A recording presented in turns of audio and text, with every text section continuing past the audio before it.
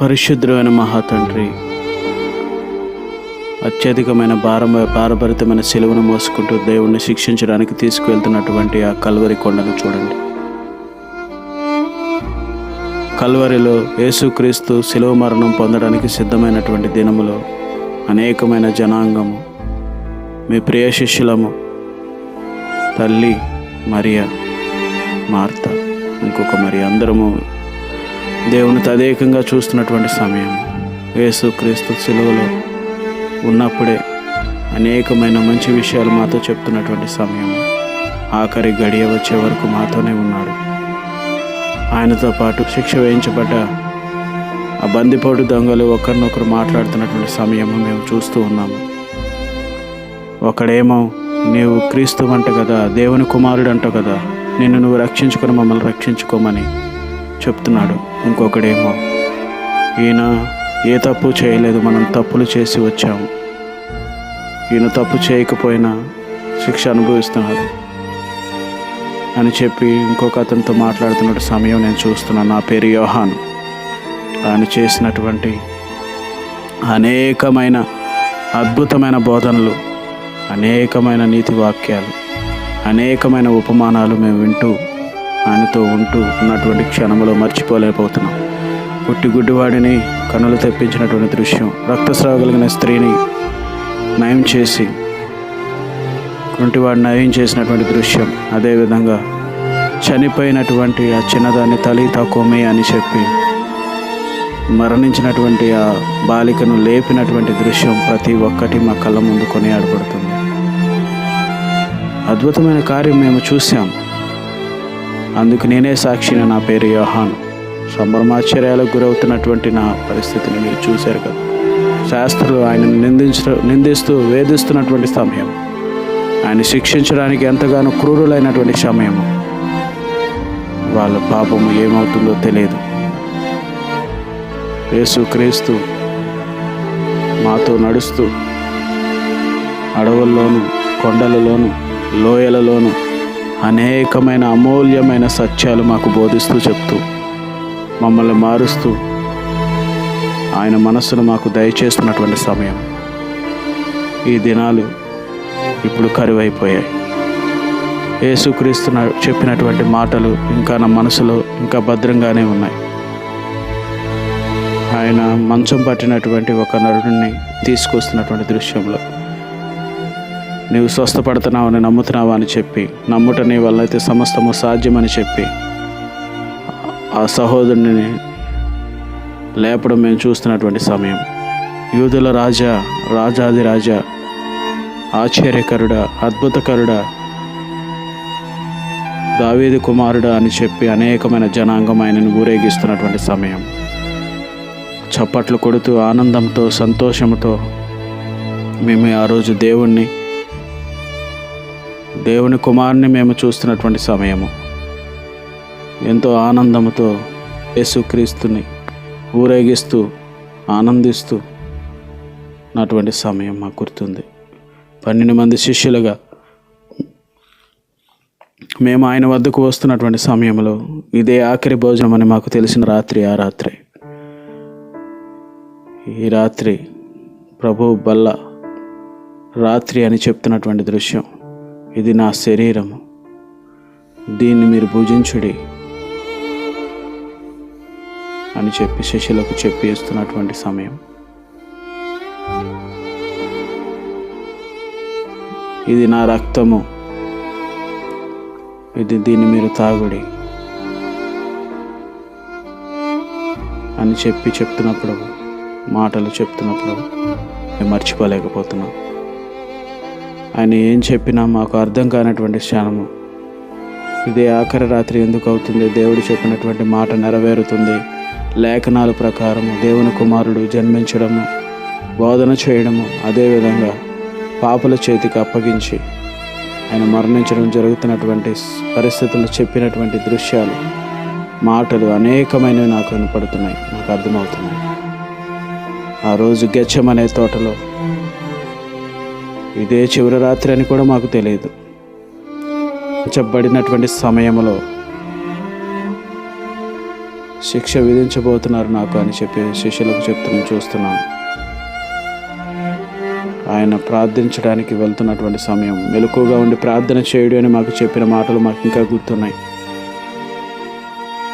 మీరు ఇక్కడ ఉండి ప్రార్థన చేయుడే అని చెప్పి మాకు చెప్పి యేసు క్రీస్తు తనలో తాను కుమిలిపోతూ నీరసిస్తూ బాధపడుతూ మీరు ఇక్కడ ఉండి ప్రార్థన చేయండి, నేను దూరంగా వెళ్ళి ప్రార్థన చేస్తానని చెప్పి వారితో చెప్పి దూరంగా వెళ్తున్నటువంటి క్షణము మాకు ఇంకా గుర్తుంది.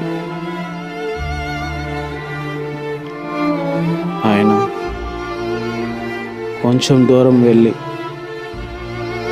నా ప్రియమైన తండ్రి, నేను ఈ లోకానికి వచ్చాను, ఈ లోకంలో ఉన్నాను, అనేకమైన మీ సూచక క్రియలను నేను చేశాను, ఇదే నా చివరి రాత్రి అని నాకు అర్థమవుతుంది. యేసుక్రీస్తు భారంతో ప్రార్థన చేస్తున్నటువంటి సమయం, తండ్రి మీరు ఏమి చేసినా నేను సిద్ధమే, మీరు ఇచ్చినటువంటి సమయం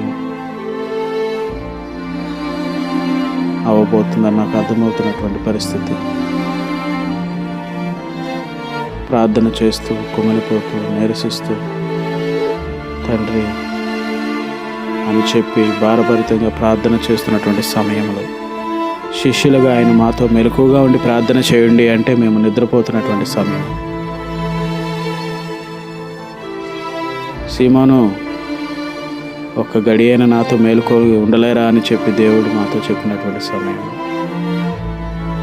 ఆయన ఒక్క మాట కూడా మమ్మల్ని అనకుండా ఆత్మసిద్ధమే కానీ శరీరం బలహీనమని చెప్పి యేసుక్రీస్తు తనలో తాను బాధపడుతూ దుఃఖపడుతూ నీరసిస్తూ నలిగిపోతూ బాధపడుతూ ఈ లోకాన్ని అత్యధికంగా ప్రేమించాడు గనుకే యేసుక్రీస్తు లోకాన్ని వదిలి వెళ్ళడం ఇష్టం లేక బాధపడుతూ వీళ్ళందరినీ రక్షించడానికి నేను వచ్చాను అని చెప్పి తనలో తను ప్రార్థన చేస్తున్నటువంటి సమయం. అయ్యా రక్షించండి, ఈ చిత్తమైతే ఈ గిన్నెను నా యొద్ద నుండి తొలగించండి అని చెప్పి అత్యధిక భారభరితమైన ప్రార్థన చేస్తున్నటువంటి సమయంలోనే అదిగో వస్తున్నారు అనేకమైన జనాంగము ఆయన శిక్షించడానికి, ఆయన తీసుకువెళ్ళడానికి వస్తున్నటువంటి జనాంగాలను చూసి శిష్యులుగా మేము లేచి ఆయన చూస్తున్నటువంటి సమయము.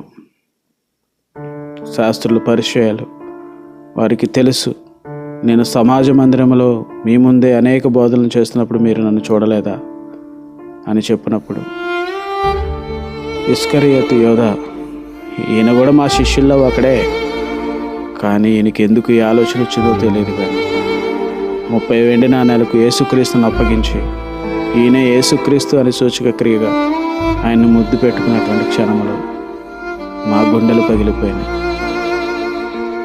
పిలాతు దగ్గర యేసుక్రీస్తును నిలబెట్టినప్పుడు కూడా ఈయన దగ్గర నాకు ఏ తప్పులు కనపడలేదు అని చెప్పి జనాంగాలకి చెప్తున్నప్పుడు కూడా ఈయన ఎందు నాకు ఏ తప్పు కనపడలేదు కనుక ఈయనకు అంత శిక్ష, మరణశిక్ష వేసేటువంటి తప్పులు ఈయన చేయలేదు కనుక నేను మరణశిక్ష వేయను అని జనులకు చెప్తున్నటువంటి సమయం. ఎలాగో ఖైదీని విడుదల చేయాలి కదా, ఎవరిని విడుదల చేయమంటారని అడిగినప్పుడు కానీ పరిచయాలు, శాస్త్రులు, సద్దుకాయలు మాత్రము ఎవరిని రిలీజ్ చేయమంటారు అని అడిగినప్పుడు బరబ్బా అని చెప్తున్నారు. ఆయన బందిపోటు దొంగ, ఆయన రిలీజ్ చేయండి, యేసుక్రీస్తుని శిక్షించండి అని అనేకమైన జనాంగం అరుస్తున్నటువంటి సమయం. ఈయన తప్పు చేయలేదు కదా అని చెప్తే ఖచ్చితంగా తప్పు చేశాడు అని చెప్పి అనేక మంది వాదనలతో అరుస్తున్నప్పుడు నేను యోహాననే నేను కాదు తప్పు అని చెప్పి మాట్లాడుతున్నటువంటి సమయంలో ఎవరు పట్టించుకోవట్లేదు. తల్లి మరియా కూడా బాధపడుతుంది, ఏమి చేయలేనటువంటి పరిస్థితి. పిలాతు కూడా వారు ఎక్కువగా అరుస్తున్నప్పటికీ ఆయన చేసినటువంటి పని ఆశ్చర్యం కలిగించింది. ఈయన ఎందు ఏ తప్పు కనపడలేదు కనుక ఈయన రక్తము నా మీదకి, నా పిల్లల మీదకి, నా రాజ్యం మీదకి, ఎవరి మీదకి రావద్దు అని చెప్పి చేతులు కడుక్కొని నిస్పృహతోనే వెళ్తున్నటువంటి సమయం. యేసుక్రీస్తు మౌనంగా నిలబడి చూస్తున్నటువంటి సమయం. ఆయన అత్యధికమైన శిలువ భారాన్ని మోస్తూ ఆయన నడుస్తూ వస్తున్నప్పుడు శిష్యులుగా మేకులతో ఆయన చేతులను కొట్టబడుతున్నప్పుడు ఈ చేతులతో మేము చేసినటువంటి తప్పులను పాపాలను మేము తెలుసుకున్నటువంటి సమయం, ఏ పాపాలు ఏ తప్పులు చేయనటువంటి ఆయన ఈ శిక్షకు లోబడడం ఇది మా తప్పులు కదా అని చెప్పి మేము బాధపడుతున్నటువంటి సమయం, ఆ సిలువలో ఉన్నప్పుడు కూడా ఆయన చెప్పినటువంటి చివరి మాటలు, ఆయన చెప్పినటువంటి బోధన మాలో ఏం చేయాలో తెలియనటువంటి పరిస్థితుల్లో నిరాశ నిస్పృహతో మేము చూస్తున్నటువంటి సమయం, అత్యధికమైన భారభరితమైన హృదయంతో చూస్తున్నటువంటి సమయం, యేసుక్రీస్తు మాటలు చెప్తూ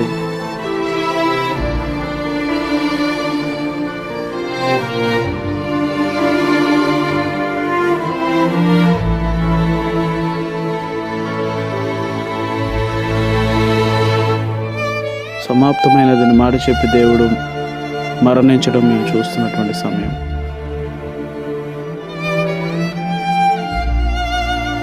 యేసయ్యను అతి పరిశుద్ధమైన జనపనారతో శరీరాన్ని చుట్టి భద్రపరుచు స్థలము సమాధి యొద్దకు సుగంధ ద్రవ్యాలతో అనేక మంది యేసుక్రీస్తుని తీసుకొచ్చి అక్కడ పెట్టినటువంటి సమయం అది ఇంకా గుర్తుంది మాకు. 3 రోజులకి ప్రతినిత్యం వెళ్తూ వస్తున్నారు, కానీ 3వ రోజు ప్రత్యేకం. సూర్యుడు ఉదయించినటువంటి సమయంలో ఆయన శిష్యులుగా మేము వెళుతున్నప్పుడు ఆ సమాధి తెరవబడి ఉండడం చూసినటువంటి దృశ్యం ఎంతో ఆశ్చర్యము.